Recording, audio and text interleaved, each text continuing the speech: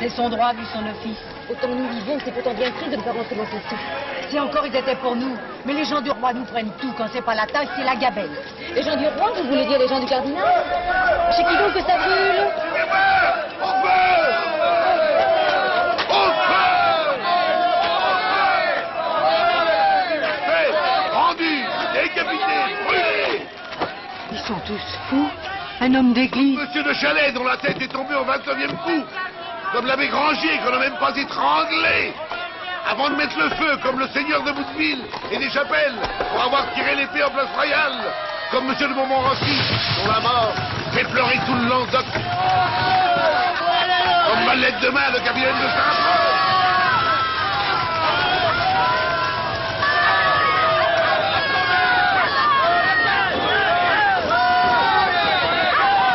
Il aurait mieux valu qu'il ne voit pas ça. Qui il? Lui là-bas, c'est le bourreau.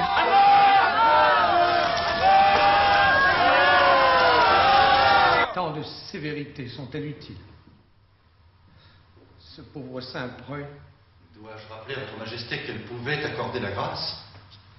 Vous en auriez montré du chagrin. J'ai fait tenir un texte à la Gazette. Montrez.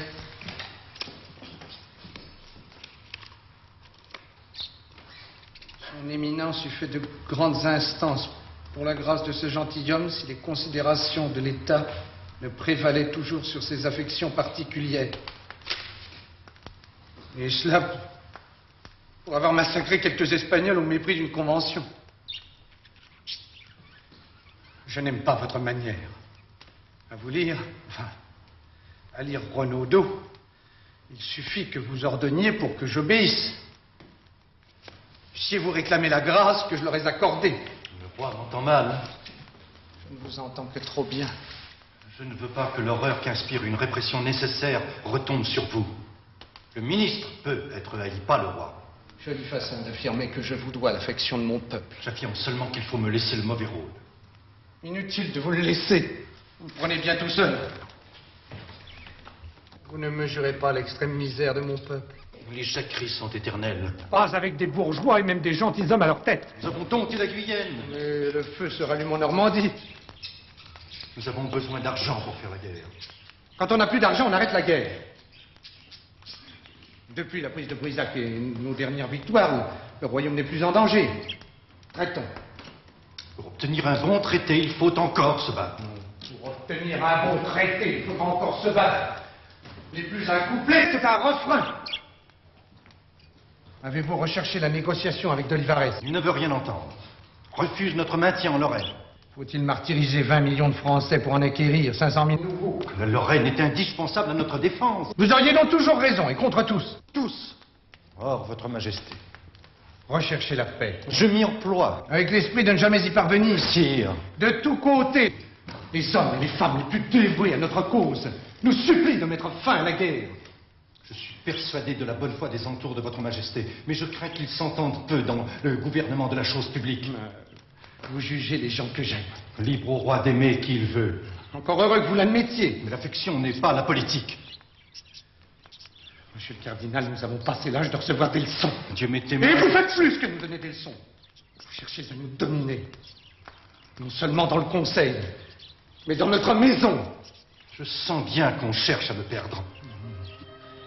C'est vous qui perdez les êtres les plus chers à notre cœur. Dès qu'un gentilhomme sait nous divertir, partager nos pauvres joies ou nos tristes secrets, vous n'avez de cesse que de l'éloigner. Je n'aspire qu'au bonheur de mon roi. Votre tyrannie ne se limite pas aux hommes. En eux, vous voyez peut-être des compétiteurs. Mais les femmes, que vous avez fait par exemple, mademoiselle de Lafayette, c'est vous, par les voies les plus tortueuses, en dominant son confesseur, l'avez amené à se retirer dans un couvent. Elle se sera sans doute effarouchée devant la passion de votre majesté. N'allez pas juger de mes passions. Quand les vôtres vous conduisent à faire tenir votre maison par votre nièce. Le roi l'estime assez pour avoir érigé en sa faveur un duché péri. C'est une faiblesse. Non. N'allez pas juger de mes passions quand les vôtres distraient la cour et la ville. Vos goûts sont si divers. On vous voit chez la Marion Delorme. Et vous mettez tant de rudesse à surveiller la reine qu'on murmure que ma femme ne vous inspire pas moins que ma mère. Si le roi pensait ce qu'il dit, il ne me conserverait pas aux affaires depuis bientôt 18 ans. Et si je m'étais trompé depuis 18 ans? Si votre majesté s'était trompée, elle n'aurait pas sauvé le royaume de l'invasion. Dompté les grands, fait triompher la justice, créer un art nouveau, fait surgir des chefs-d'œuvre de lettres et de pierres, forger une France nouvelle. Que vous jetez dans l'abîme par votre obstination. Sire, le temps passe vite. Je suis chaque jour moins vaillant. Je sens qu'il me reste peu de mois à me consacrer à votre gloire. Comme votre majesté, je veux la paix. Je m'engage à mettre tout en œuvre pour l'obtenir.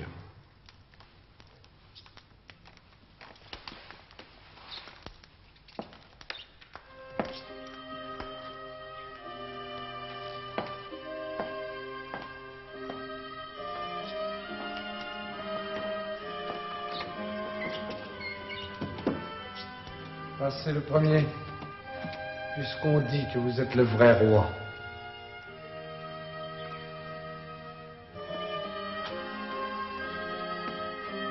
Oui, Seigneur, afin de mieux vous éclairer.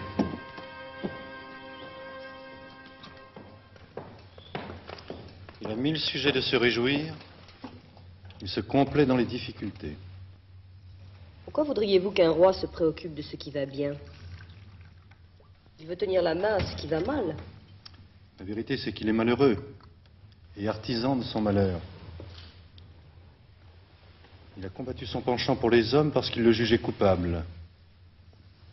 Et il ne trouve pas plus de satisfaction auprès des femmes. Elles sont plus dangereuses? Assurément. Il va voir Mademoiselle de Lafayette.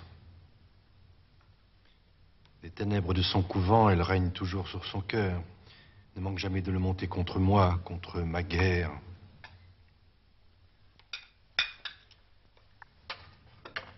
La reine et ses femmes font aussi mauvaise besogne. Alors suscitez un favori. Qui? Cela se trouve. Cela serait un saut dans l'inconnu. Pour que l'élu vous soit fidèle, il suffirait qu'il vous doive tout. Vous croyez à la reconnaissance? Il suffirait qu'il ne soit rien et continue de n'être rien en dehors de vous. Monsieur Mazarini. Qu'il entre. Madame la Duchesse. Éminentissime Seigneur. Quelle nouvelle? La pire. Monsieur le cardinal de la Valette est mort. Mort? À Rivoli, de la fièvre. Après le père Joseph, monsieur le cardinal de la Valette. Après le vainqueur de l'ombre, le triomphateur au grand soleil des champs de bataille.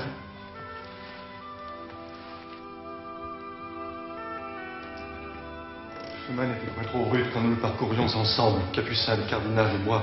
Oh non! Ma route est jalonnée de tombes. Je dirai ma messe demain pour monsieur le cardinal de la Valette et pour le père Joseph. Je suis seul. Seul. Devant un roi dont j'ai perdu l'amitié. Il est plus malaisé de conquérir les 4 pieds de son cabinet que le royaume entier.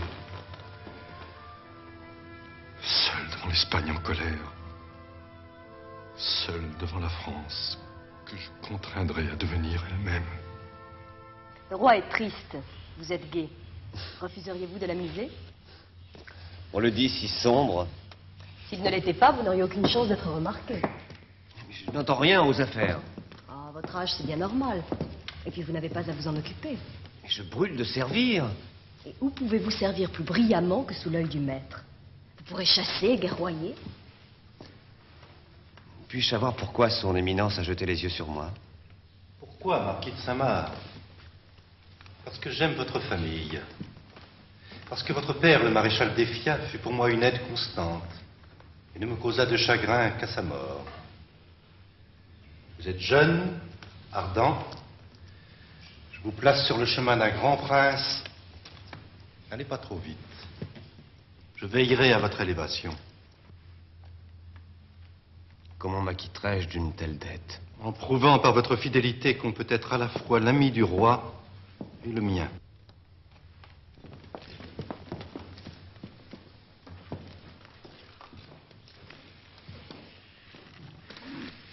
N'employez pas celui-ci. Non plus que celui-là. Mais Monsieur de Noyer me disait que ces officiers se battent très joliment contre les Espagnols. N'allez pas confondre les Espagnols avec le comte de Soissons.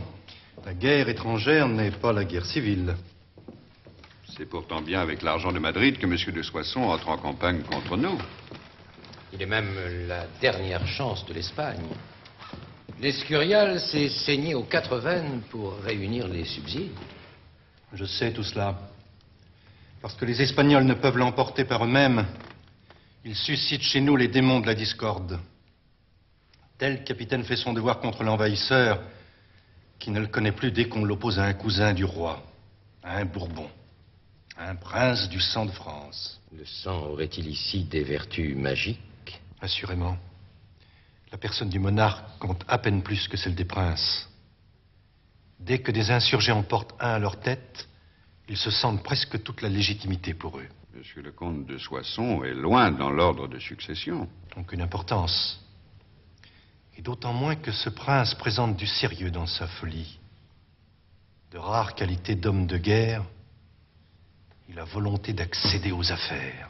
Vous semblez presque l'admirer. Non, je dis seulement qu'un personnage de sa naissance et de sa qualité trouvera partout des complices.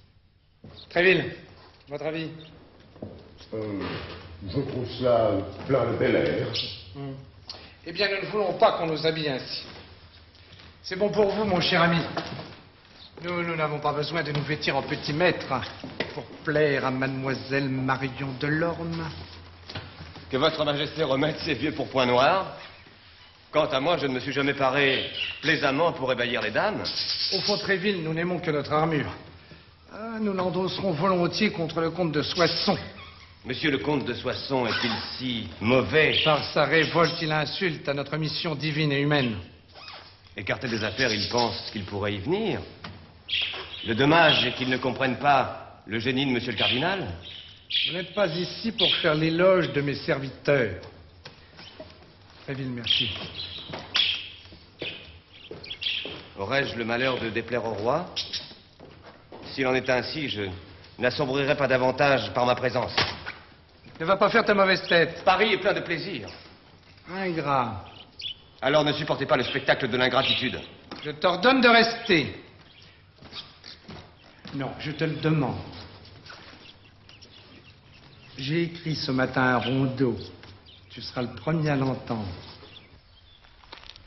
Qu'on m'ait exilé, soit. Que je ne puisse plus porter les armes, je le veux bien. On surveille mes courriers, passe encore. Mais ma charge de grand écuyer, je la tiens du roi Henri III.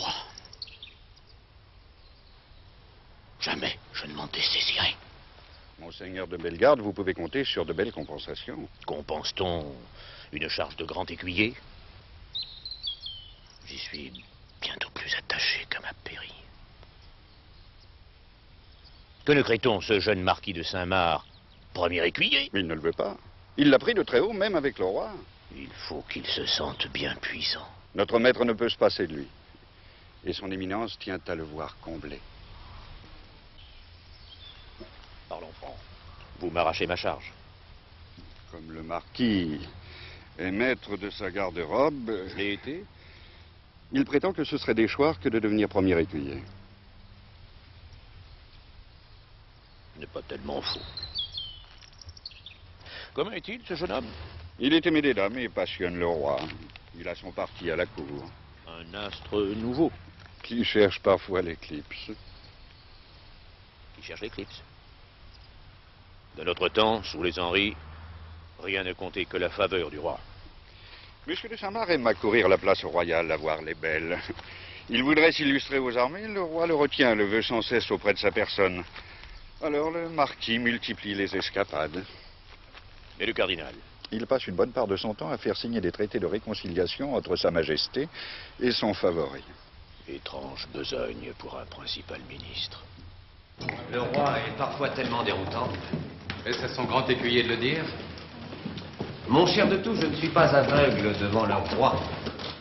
Comme vous devant la reine. Ses malheurs, son esprit, son courage touchent mon cœur, mais je ne lève pas les yeux sur elle. Le roi non plus. C'est avant tout un soldat. C'est fatigant, les soldats, quand ils ne sont pas à la guerre. Voyez-vous les cardinaux plus reposants? Monsieur de Tréville, vous parlez trop. J'aime votre confiance. Mais je place la mienne autant dans son éminence que dans le roi. Seriez-vous quelque peu danseur de corde? Le roi ne visite plus Mademoiselle de Lafayette et Madame de Hautefort est hors de cour. Il fallait bien que Sa Majesté choisisse. Choisisse. Entre ces demoiselles et moi.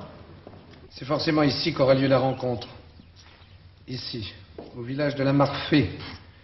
Pour l'armée de Monsieur de Soissons, c'est un passage obligé. Si les troupes de votre Majesté plient, Je supplie votre Majesté de m'excuser si je demeure assis. La fatigue. Et puis, c'est en Espagne le privilège des cardinaux. Je l'avais oublié, monsieur, étant devenue toute française. Je salue la princesse de Gonzague. Qu'il me soit permis de dire la joie que j'éprouve en apprenant que la reine va donner un nouveau prince à la France. Prions Dieu qu'il soit moins grognon que son aîné. Il ne fait que hurler et se débattre dès qu'il nous voit. Sire, il est encore si petit. Cet enfant n'est pas élevé dans l'amour de son père. Oh, sire.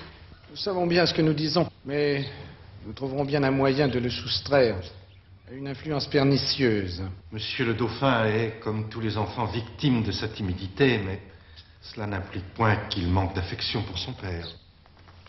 Nous en reparlerons, monsieur le cardinal.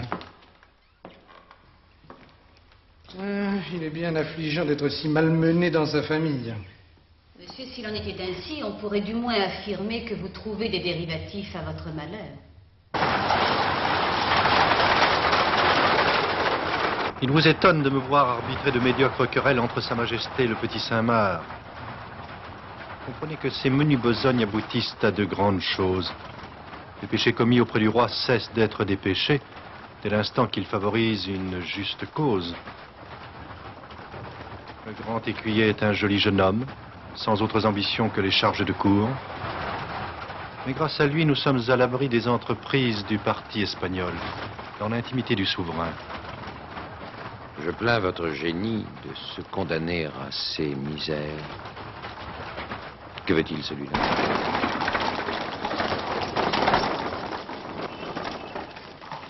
Parlez, monsieur. Monsieur le comte de Soissons a totalement rompu notre armée au village de la Marfée. À l'heure présente, il doit marcher sur Paris. Je vous remercie. Allez!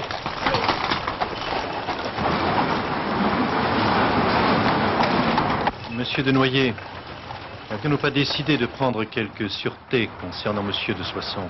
Je m'étonne. L'un de nos fidèles aurait-il mal interprété nos instructions? Elles me paraissaient suffisamment nettes. La Providence n'aurait-elle pas voulu que le rebelle soit approché dans son camp? Votre éminence aurait grand tort de s'inquiéter. Vous savez ce qu'exigera Monsieur de Soissons. Il gagne à être connu. Il suffit de posséder sur lui un peu d'influence. Ce prince n'a point si mauvais naturel. Il va marcher sur Paris. Est-ce si important si je vous affirme qu'il ne sera point touché à un seul cheveu de votre éminence? Vous pensez pouvoir, Monsieur le Grand? Vous protégez, Monsieur le Cardinal, contre des entreprises dictées par des rancœurs anciennes. Croyez-vous que j'ai oublié tout ce que je vous dois? Pour moi, je me souviendrai de la nouvelle preuve d'excellent naturel que vous venez de me donner. C'est bien le moins, éminence. Et encore une fois, ne vous mettez pas Martel en tête.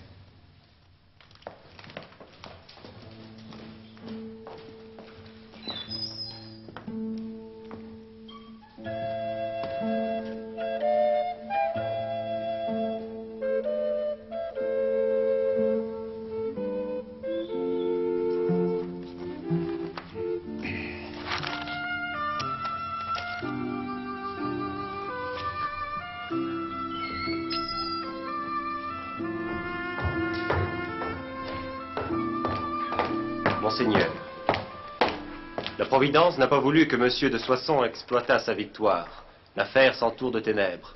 Il a inspecté ses gens sur le champ de bataille. Quand il est passé de vie à trépas. De vie à trépas, oui.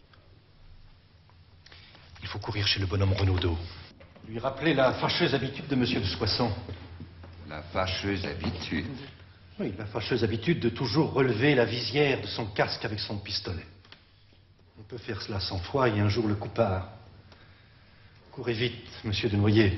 Portez la nouvelle pour la Gazette. Mon cher Rochefort, il est heureux que la cour et la ville aient appris la victoire de Soissons avant de connaître son trépas. Tout à l'heure, l'un des 100 000 complices du rebelle, le plus insoupçonnable, s'est révélé avec une tranquille impertinence. Il était temps que les écailles me tombassent des yeux. Si c'est pour les fermages... Sommes-nous dans l'habitude de les percevoir nous-mêmes? C'est vrai. Vous avez toujours une armée d'intendants. Ils sont pas pires que les commis de l'impôt. On dit ça... Ouais, fous-moi la paix. La paix, d'habitude. Faut supplier les seigneurs pour qu'ils nous l'accordent. Ne va pas faire le raisonneur. Il y aurait pourtant de quoi. Tu es si malheureux que ça? Oh, pas au point de manquer de châtaignes, non. Elles ont l'air d'être bonnes. Ça vous changera des ortolans de la cour. La cour. Depuis que l'homme rouge y fait la loi. Il y a plus de place pour vous? Et ça t'amuse. Faut pas en vouloir aux petits de s'amuser quand on abaisse les grands. Je vais te dire. Il vaut mieux un seigneur qu'on connaît et avec qui on s'explique qu'un ministre qui ne connaît personne. C'était comme ça avec les deux Henri. Et tu étais moins malheureux. Ne me dites pas que c'était tous les jours la fête. Oh, c'est pas tous les jours la fête. Ce n'était pas la mort. Bien sûr. À force de couper les têtes qui dépassent, le Richelieu en arrive à tailler dans les petits. Mais est-ce qu'il croit en Dieu, cet homme-là? Il croit en lui, en sa chance, en sa fortune. Et le roi laisse faire. Paraît qu'il est bon, pourtant. Oui, il est bon. Enfin, il l'était. Je vais te dire, au fond, il te ressemble. Il me ressemble? Il a besoin d'un maître. Je m'en passerais bien, moi. Tu ne vas pas prétendre que tu es tombé sur le plus mauvais. Peut-être point. Mais ce que je sais, c'est que j'aime mieux vous donner mes châtaignes que de les voir manger par l'homme rouge. Mais que dirait-on si l'on nous voyait? On n'aurait rien à dire puisque nous allons nous marier. C'est mon plus cher désir. Mais ma naissance fait de cette union une affaire d'État. Je suis princesse souveraine et il faut que le cardinal consente. Il dira oui. Bien sûr qu'il dira oui. Que peut-il me refuser? Eh bien, son mariage avec Maria Delorme.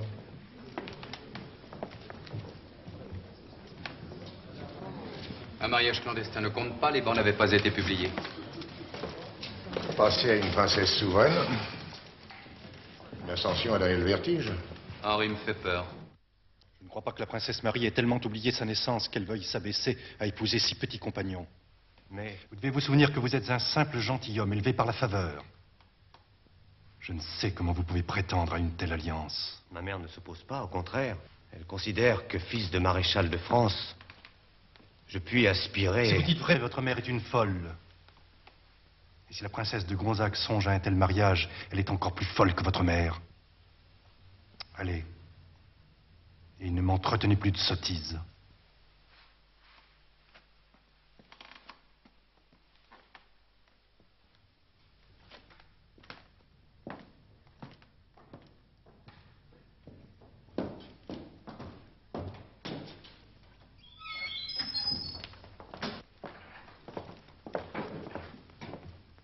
Mon oncle, Eh bien, vous vous êtes montré un peu rude. je me suis montré comme il convenait. Marie de Gonzague donne volontiers dans l'intrigue. Et il m'appartient d'interdire les mésalliances. Elles constituent un désordre. Oui, mais vous pouviez l'expliquer. Ai-je à m'expliquer devant un Saint-Marc? Il intriguera. Il a déjà intrigué avec feu Monsieur de Soissons.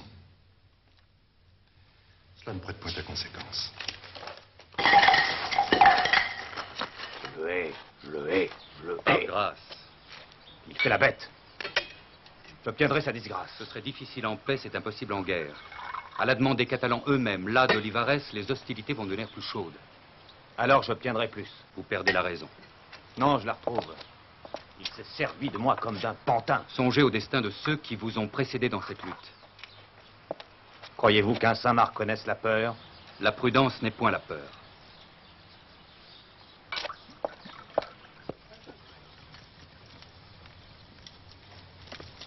Ne place pas tes pistolets aussi en arrière. En cas de surprise, tu ne peux pas le tirer. À la guerre, c'est la rapidité qui sauve.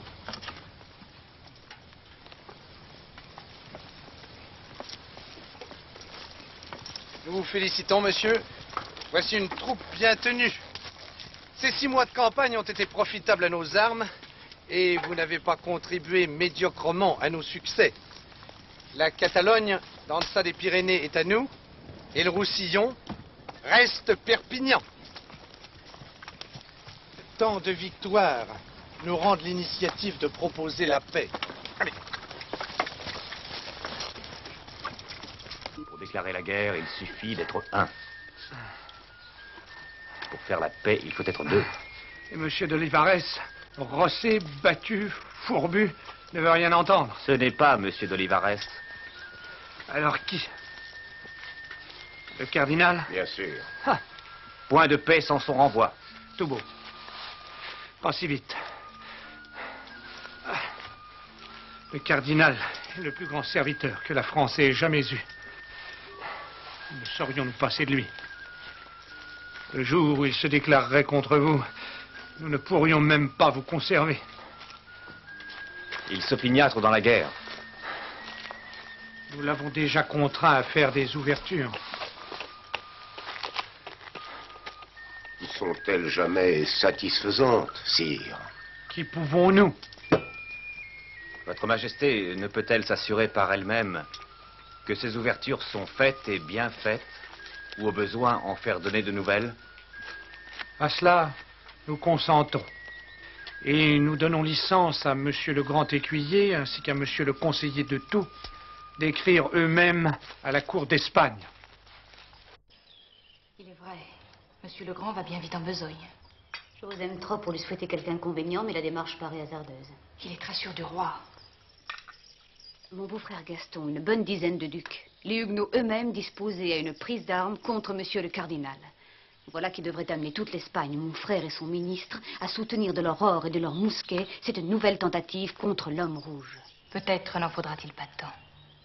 Que voulez-vous dire? Monsieur le Grand ne désespère point d'amener Sa Majesté à prendre d'autres résolutions.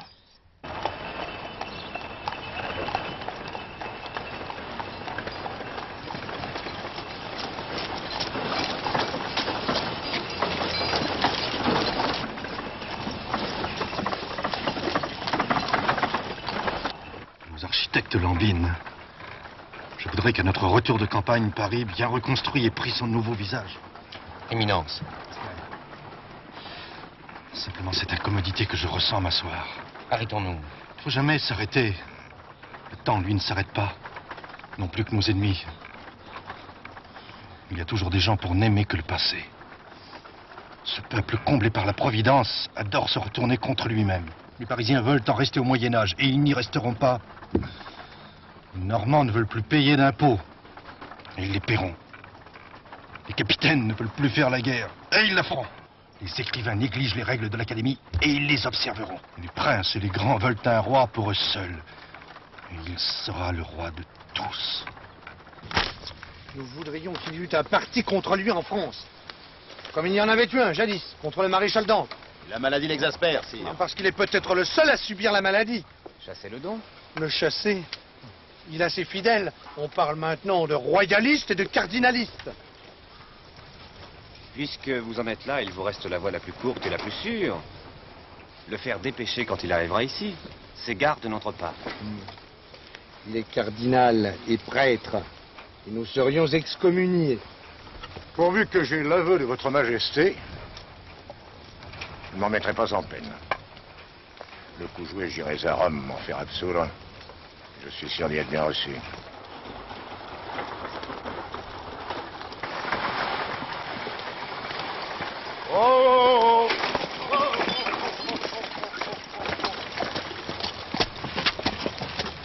Merci, Rochefort.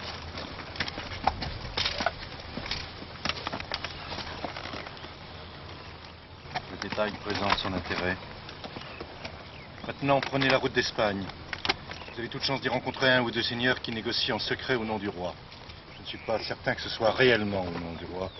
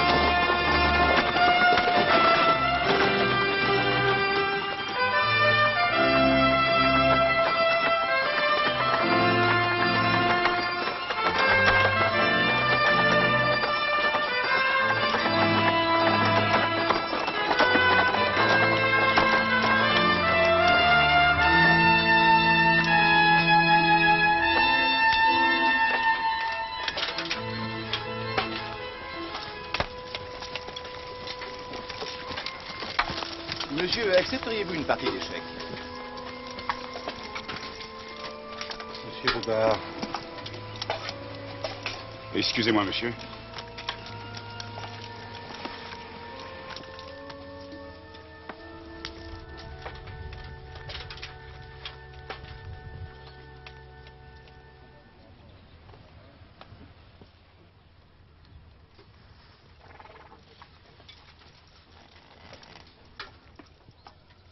Le roi m'excusera, mais mon état de santé, comme les humeurs de son entourage, m'interdisent de me déplacer seul. Je dépose une heureuse nouvelle aux pieds de votre majesté. Monsieur le maréchal de Brézé est entré dans Barcelone. Demeurons-nous? Je ne sais, mais cela va grandement faciliter notre présence en Roussillon. En traitant, cela nous donnera une monnaie d'échange. Si Madrid consent jamais à traiter. Monsieur d'Olivares ne veut se prêter à aucun accommodement.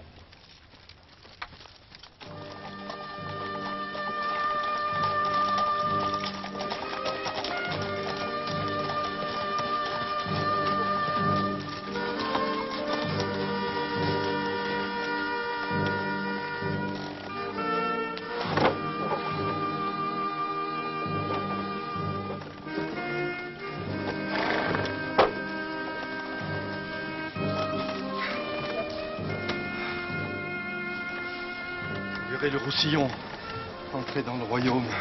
Votre éminence aussi le verra. Elle va guérir. À quoi bon? Ma nièce m'écrit que le roi n'attend que ma guérison pour me faire arrêter. Va-t-il un pied dans la tombe compromettre les résultats de son règne?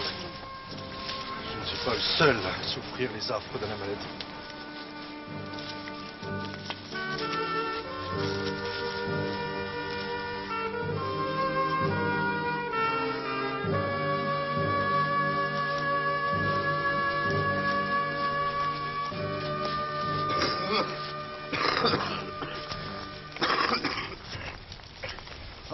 Rochefort. Espagne. On y signe des traités entre les partisans de Monsieur Frère du Roi et le comte duc d'Olivares. Quel partisan? Le petit Saint-Marc? Je ne sais pas. Mais le moment où le traité a été signé correspond à l'absence d'un ami de Monsieur Zamar, le marquis de Fontrailles. Ce n'est pas une preuve. Non, mais une présomption. Et il s'en ajoute une autre. Ce Fontrailles, après une brève apparition à Perpignan auprès de Samar, a de rechef quitté la ville. Bien. Il existe forcément des copies du traité. Les copies, un texte pour monsieur, un texte pour monsieur de Bouillon, et selon toute vraisemblance, un texte pour la reine. Noyer, vous mériteriez de devenir Premier ministre. Votre éminence est trop bonne. Ce n'est pas ce qu'on affirme généralement. Et bien sûr, Noyer, bien sûr, vous avez là la clé de l'affaire. La reine. La reine. Mais quels moyens possédez-vous, éminentissime, pour faire pression sur la reine? Un seul. Le roi. Qu'importe s'il s'affirme là de ma domination, s'il balance entre ma personne et mes ennemis. L'instant que ceux-ci se donnent au roi d'Espagne, je redeviens à ses yeux le seul défenseur du royaume. Pourquoi mes enfants paieraient-ils pour les folies des conjurés? De la princesse Marie et de monsieur de Saint-Marc. Le roi veut me les arracher à la demande du cardinal. Mais ils sont si petits. Ils ne pourraient vivre éloignés de leur mère. Seigneur et mon Dieu, pardonnez-moi.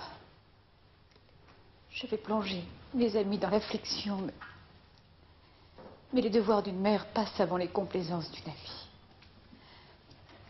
Au demeurant, la lutte contre monsieur de Richelieu est-elle si juste? Il ne m'aime point parce qu'il m'aime trop.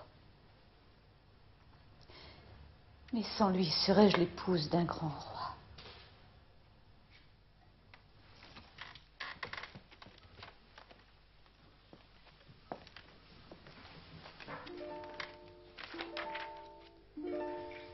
Monsieur le cardinal, sachant quel cœur vous mettez à détourner le roi du plus cruel des projets,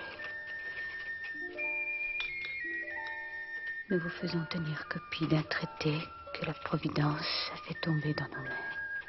Vous y trouverez les noms de ceux qui en veulent à l'État et à votre personne.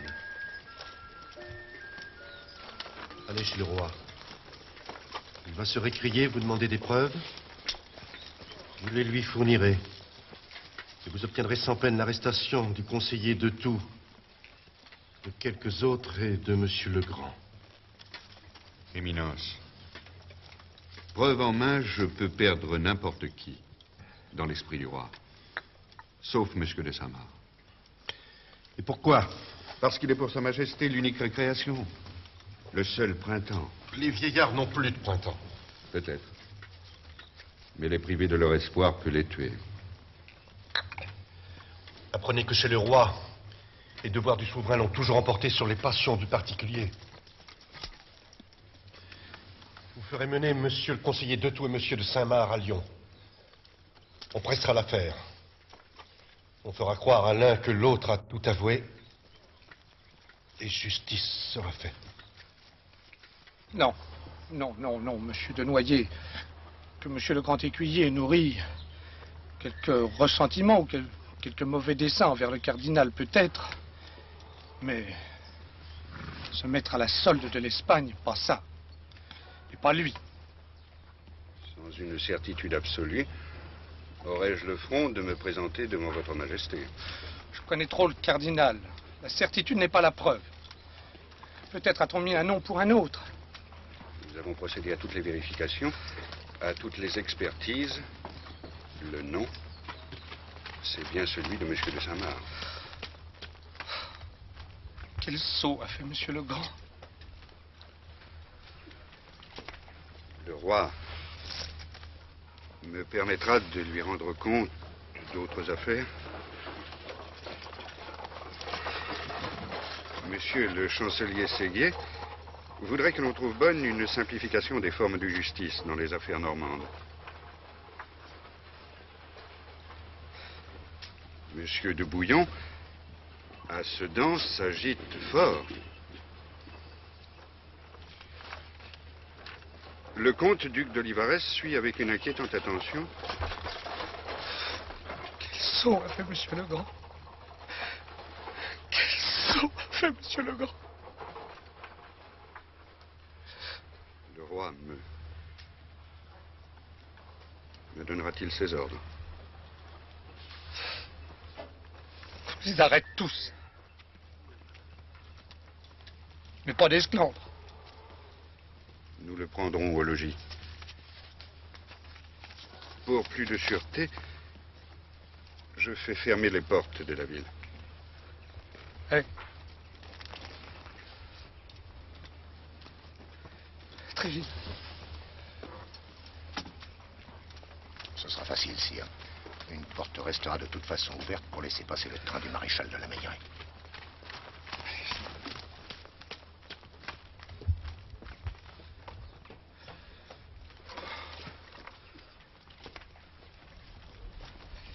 Que faites-vous? Restez planté là. Aidez-moi à faire les beignets.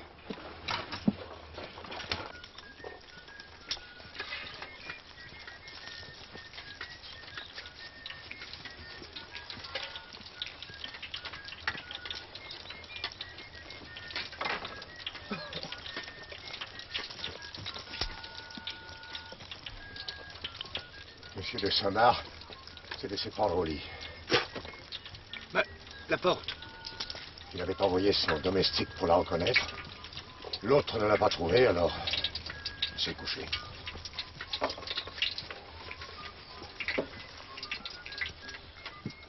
Quel sot a fait Monsieur Legrand.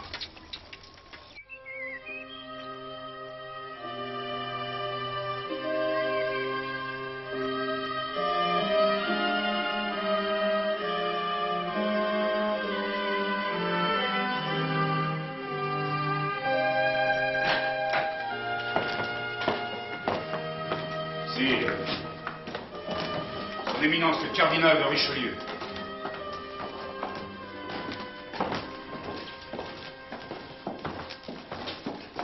Sa Majesté me pardonnera-t-elle de venir prendre ses ordres en pareil arroi? Je suis dans l'habitude de beaucoup vous pardonner. Laissez-nous.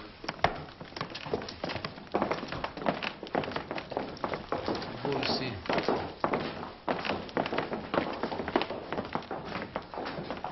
Où en sommes-nous de la grande conspiration? Tout va au mieux des désirs du roi. Il lui faut pardonner à son frère. A-t-il déposé contre ses complices? Oui, sire.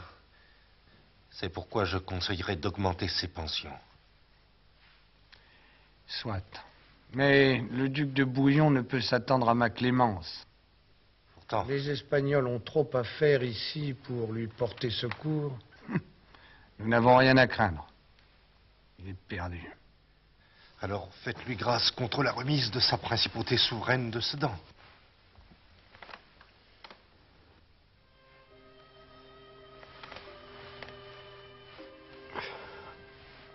Monsieur le cardinal. Sire. Étendons cette clémence. À tous les conjurés. Ce serait sans profit pour la couronne et préjudiciable à sa dignité. Seriez-vous donc plus enragé que nous de la grandeur de notre royaume? Il était trop petit pour votre majesté. J'ai voulu qu'il soit assez grand pour elle. Et pour votre gloire? À l'heure présente, je pense plutôt à mon salut. Vous aurez donc toujours le dernier mot. Je l'ai toujours laissé à votre majesté. Osez-vous affirmer que vous ne m'avez point tyrannisé? J'ai conseillé, parfois. Vous avez ordonné, toujours.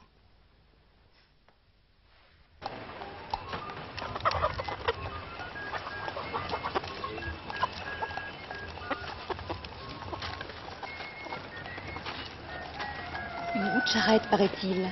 Les amis de M. de Saint-Marc l'ont mis en bel état. Pour qu'il ne puisse pas officier? Sottise. Lui est vraiment un homme de l'art. On est allé quérir un portefeuille. Il a scié le col de M. Legrand. Et pour M. de Toulouse, il a repris à 5 fois. Une boucherie.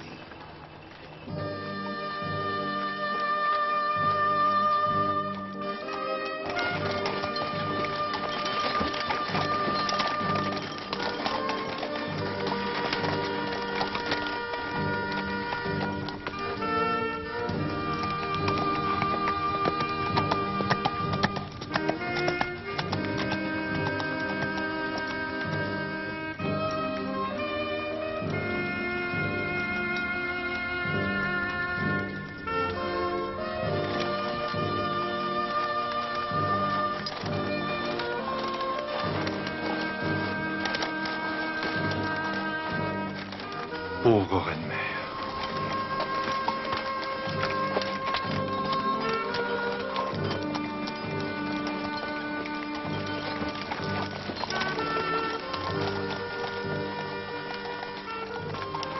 La fille des Césars, disparue dans le dénuement.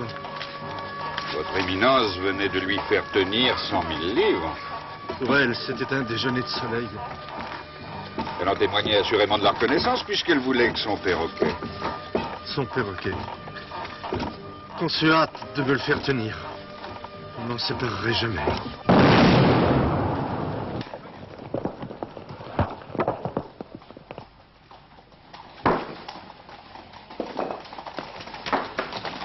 Poussez-vous, sinon la litière ne passera pas. Maintenant, pour qu'il passe, faut faire sauter les ponts. Rien n'est assez grand pour lui.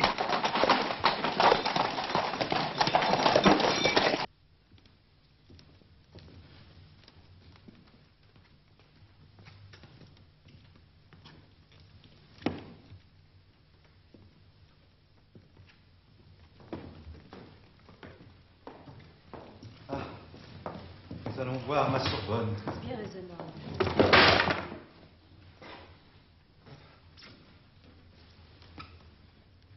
Ma Sorbonne. La reverrai-je? Assurément, mais pas aujourd'hui. C'était une bien vieille maison quand je m'y formais aux humanités. Une vieille maison comme la France de ce temps-là. Mais comme la France aussi, elle demeure inachevée. Seuls les ornements lui font encore défaut. Le bâtiment est solide. Est-il à l'épreuve de tous les orages? Le temps, toujours, m'aura manqué. Il vous manquera plus encore si vous me consentez à prendre des forces. Les médecins ne répondent pas de vous pour 3 semaines si vous ne vous accordez du repos. L'État ne m'en accorde point. Seigneur Mazarin, allez inspecter nos travaux.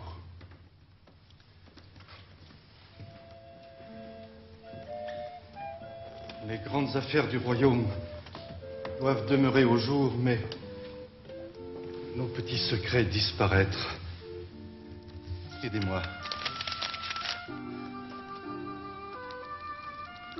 Pour moi, je n'en eus aucun. Mais j'ai connu ceux des autres. Tais-toi. Écoute-moi. Tu ne veux rien entendre. Tu es un sot. Il est vrai qu'elle-même manquait parfois de lumière. Est-ce ma faute si elle a porté le désordre dans l'État? Nous ne voyons plus Monsieur de Tréville, non plus que Monsieur des Essarts. Ils reviendront quand le cardinal aura passé. Nous lui devions bien la satisfaction de leur éloignement.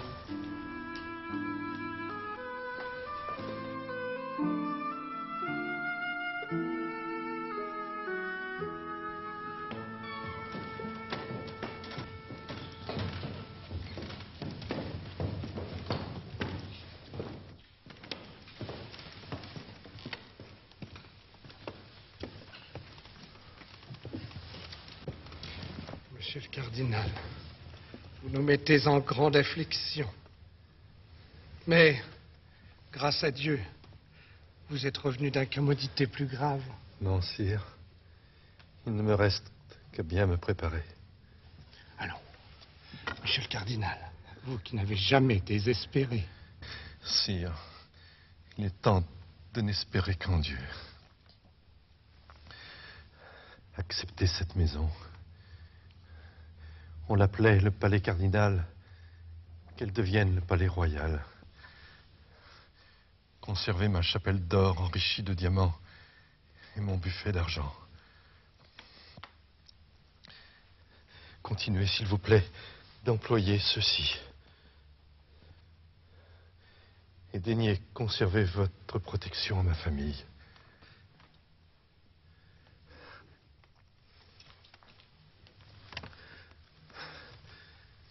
Vos recommandations nous seront sacrées.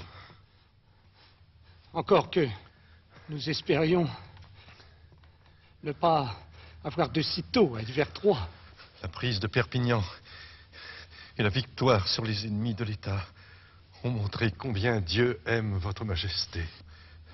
Sire, c'est le dernier adieu. En prenant congé de mon roi, j'ai la consolation de laisser son royaume dans le plus haut degré de gloire où il ait jamais été. Et tous ses ennemis humiliés et abattus.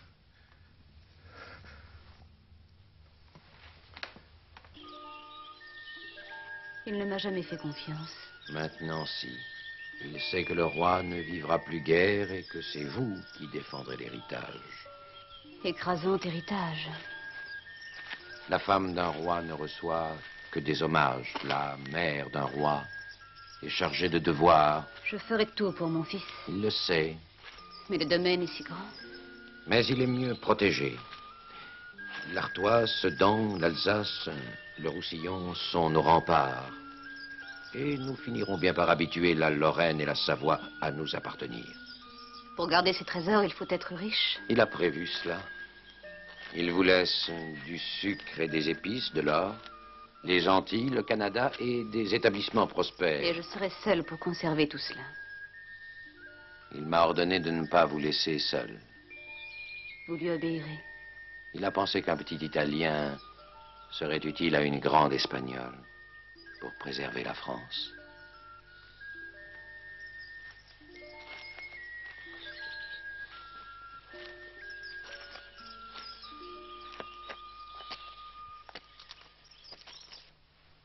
Ma nièce, mon confesseur, a voulu me faire avouer que j'avais porté de l'acharnement contre mes ennemis. Est-ce stupide? Je n'en ai jamais su d'autres que ceux de l'État. Je le proclamerai face à la terre et au ciel. Vous avez une trop grande tendresse. Souvenez-vous que je vous ai estimé et aimé plus que personne. Et retirez-vous, car il ne serait pas à propos. Une religieuse a contemplé le ciel. Elle affirme que vous survivrez. Je survivrai dans la grâce de Dieu et la mémoire des hommes.